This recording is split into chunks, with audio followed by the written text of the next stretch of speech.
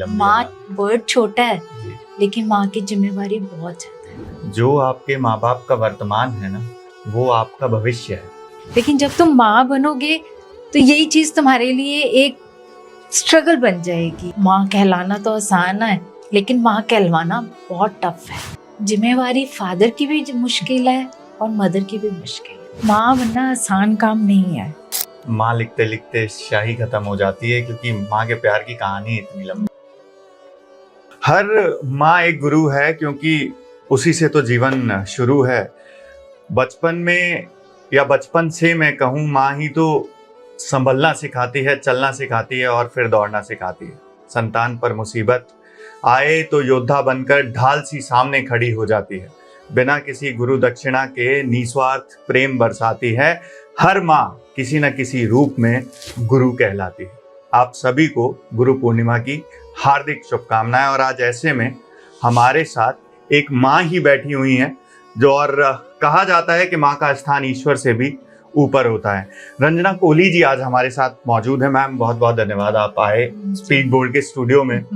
Ma'am, मेरा पहला सवाल तो यही रहेगा, आप माँ हैं, भावुक भी हो गई हैं, आपकी भी मदर हैं और आपकी भी संतान हैं, तो क्या चैलेंजेस मैम सबसे पहले रहते हैं जब आप माँ बने? तो क्या भाव था वो? माँ बनना आसान काम नहीं है। जब हम छोटे थे तो हम माँ बोलते थे, अपनी डिमांड्स रखते थे, तो हमारी मम्मी हमेशा एक ही बात कहती थी, बेटा आज माँ कह रहे हो ना, बहुत इजी लग रहा है, लेकिन जब तुम माँ बनोगे तो यही चीज़ तुम्हारे लिए एक स्ट्रगल बन जाएगी और उसको तुम्हें पार करना पड़ेगा। कैसे भी करना पड़ेगा, लेकिन तुम्हें उसको पार करना पड़ेगा। और जब शादी हुई, माँ बने, पहली बार माँ बने, तब उसी दिन से एक अंदर से वही आवाज़ बार बार आती थी, माँ कहलाना तो आसान है लेकिन माँ कहलवाना बहुत टफ है। जब तुम माँ बनोगे तब तुम्हें पता चलेगा। वही बात हमेशा कानों में गूंजती थी, रात को उठना, सुबह उठकर फिर अपना रूटीन में करना। जैसे जैसे बच्चे बड़े हुए, बच्चों ने भी उनको समझाना, उनको गलत फील्ड में नहीं जाने देना, उनको हर चीज़ को एक 1 बाय 1 स्टेप पे समझाते रहना कि आज स्कूल जा रहे हो, आज वहाँ पर फर्स्ट डे ऐसे होगा जी। फिर जैसे जैसे वो बड़े हुए, उनको उनकी सोसाइटी का बताना कि कैसे तुम्हें आगे सोसाइटी में मूव करना है, क्या तुम्हारे लिए अच्छा है, क्या तुम्हारे लिए बुरा है। ये एक माँ ही कर सकती है। बिल्कुल, ये और कोई नहीं कर सकता। बिल्कुल, क्योंकि माँ को ही पता है कि भाई उसका बच्चा किस फील्ड में जा सकता है, उसको किस फील्ड में उसको आगे लेके जाना है और कहाँ उसको बुरे रास्ते से हटाना है और कहाँ उसको आगे पहुंचाना है। बहुत मुश्किल जिम्मेदारी है।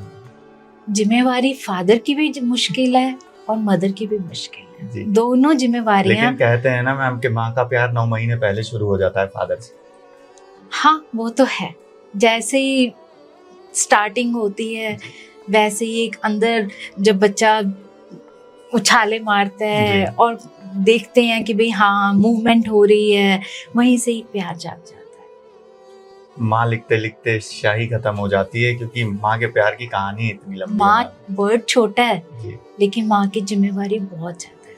आसमान से बड़ा शब्द, आसमान से बड़ा शब्द है। नहीं, जैसे मर्जी आप लोग समझ लो, लेकिन बहुत बड़ी जिम्मेवारी है। और हमारी माँ आज तक हमारी जिम्मेवारी निभा रही है। हम तो निभा ही रहे हैं अपने बच्चों की, लेकिन वो आज तक हमारी जिम्मेवारी निभा रही है।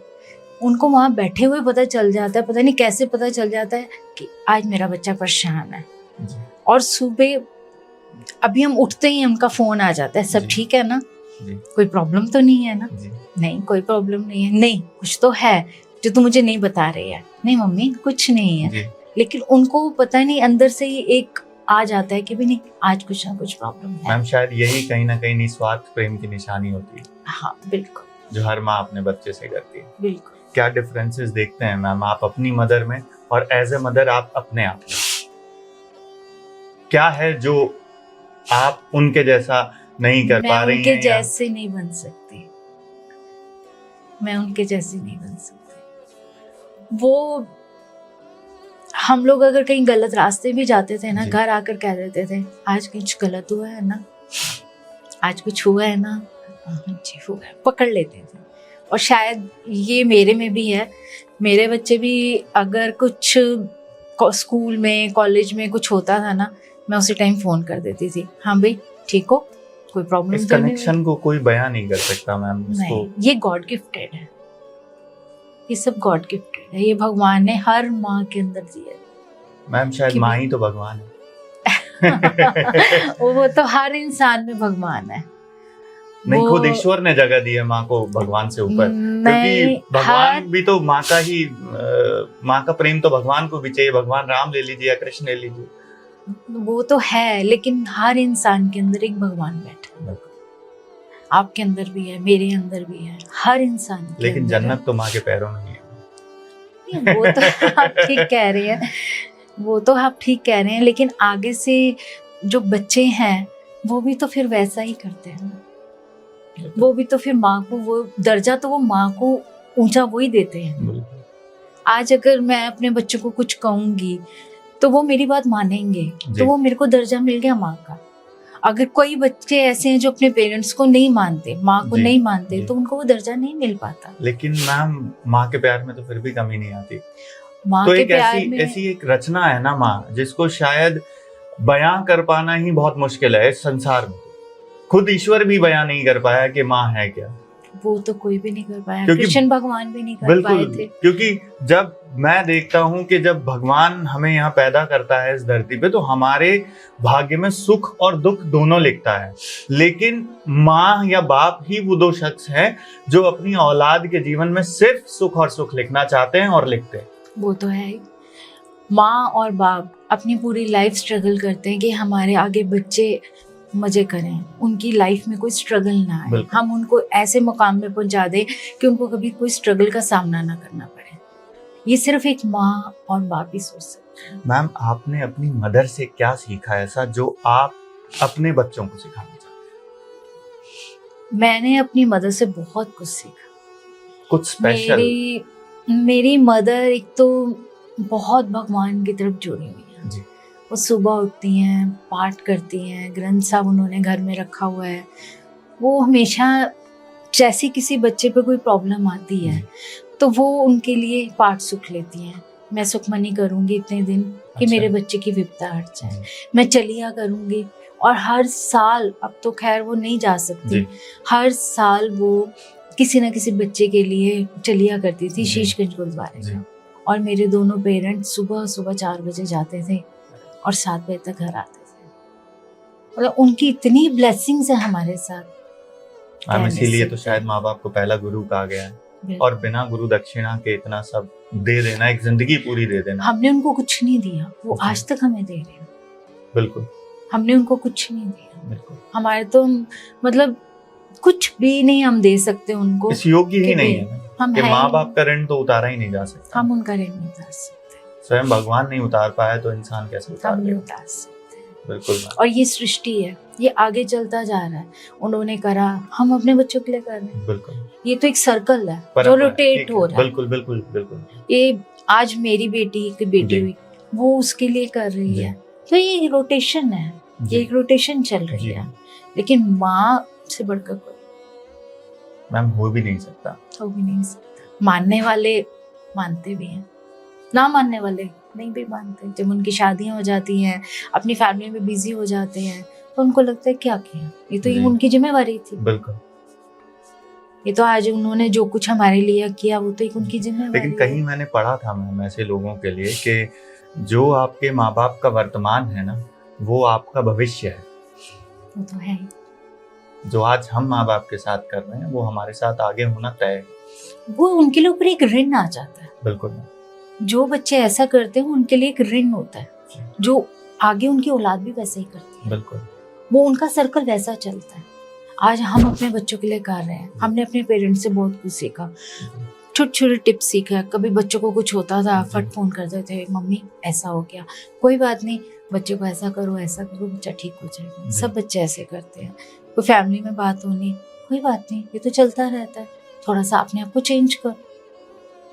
तो ये छोटे छोटे टिप्स होते थे जो सिर्फ एक माँ ही दे सकती है। चैलेंजेस क्या होते हैं मैम जब एक माँ बनते हैं? सबसे बड़ा चैलेंज तो ये होता है कि एक नई जिंदगी माँ की होती है, क्योंकि वो एक नई जिंदगी इस धरती पर लेके आती है। उसके बाद के क्या चैलेंजेस होते हैं? हालांकि वो उस जो समय होता है वो बहुत टफ होता है उस समय, लेकिन माँ उसको हंसते हुए अपने ऊपर सारा ले लेती है। और मैं एक लाइन अगर मैं ये कहूँ कि वो पहला और आखिरी ऐसा वक्त होता है जब एक नया जो प्राणी है इस धरती पे आता है, वो रो रहा होता है और माँ हंस रही होती है। नहीं तो कभी औलाद रोए और तो माँ को कभी हंसते हुए नहीं देखा जाता। तो वो एक अलग मोमेंट है, वो गोल्डन मोमेंट है, वो हर माँ के लिए गोल्डन मोमेंट है। वो अपना सब जो पेन्स हैं, जो तकलीफें होती हैं, 9 महीने की तकलीफ है और बच्चे का आने में पेन्स हैं, वो सब उसका चेहरा देख के भूल जाती है। वो सब भूल जाती है कि भाई मेरे साथ क्या हुआ क्या नहीं हुआ, वो सब उसके लिए खत्म है। वो उसी को देख देख के खुश होती है। जैसे जैसे बच्चा बड़ा होता है, पहले महीने का हुआ, आंखें खोलेगा, देखेगा, वो सपने में हंसता है तो हम भी उसको देख के हंसते हैं कि ये हंस रहा है, ये आज पहली बार हंसा। फिर धीरे धीरे वो बैठना सीखता है, क्रॉल करना सीखता है। हम खुश होते हैं, उसके पीछे पीछे भागते हैं कि भाई हाँ ये भी हमारे पीछे, हम इसके पीछे भाग रहे हैं। ये खुशी है, एक अंदरूनी खुशी है। ये भगवान की दी वो है, महिमा है कि भाई हाँ हम इसके पीछे, हमारे को भगवान ने एक दात दी है और बहुत बड़ी ब्लेसिंग भी है। बहुत बड़ी ब्लेसिंग है, माँ बनना बहुत बड़ी ब्लेसिंग है। मैम आज की जो महिलाएं हैं जो अभी माँ बनने के आगे उस पर हैं, कसौटी पर भी हैं और आगे बन भी रही हैं, कोई किसी ने कंसीव किया हुआ होगा, कोई प्रेग्नेंट भी होगी ऑल ओवर इंडिया या ऑल ओवर द वर्ल्ड, क्या एक संदेश देना चाहेंगे नए महिलाओं? मैं तो उनको यही कहूँगी कि अपना ये गोल्डन टाइम वेस्ट ना करें, उसको इतना मतलब अच्छे तरीके से निभाएं और इतना उस मोमेंट में उसको एंजॉय करें, उस मोमेंट को, कि भाई इस लॉन्ग लाइफ को याद रहे। पहले और अब के टाइम में बहुत चेंजिंग्स हैं। हमारे टाइम में हमारे पास रिस्पॉन्सिबिलिटीज होती थी, घर की, फैमिली की। आज बच्चों के पास इतनी रिस्पॉन्सिबिलिटीज नहीं है। उनके पास सर्विसेज भी हैं, होम सर्विसेज भी हैं, उनके पास सब कुछ है। उनको इस टाइम को एंजॉय करना चाहिए। मैं यही कहूँगी, जो हमने नहीं करा बच्चों को करना चाहिए। बिल्कुल। देखिए उस वक्त हर शख्स अनजान सा मुझे लगता है, जब घर में माँ नहीं होती तो घर घर नहीं मकान सा लगता है। तो ये थी हमारे साथ रंजना कोहली जी। अगले पॉडकास्ट में नए सेशन में नए गेस्ट के साथ फिर से रूबरू होंगे।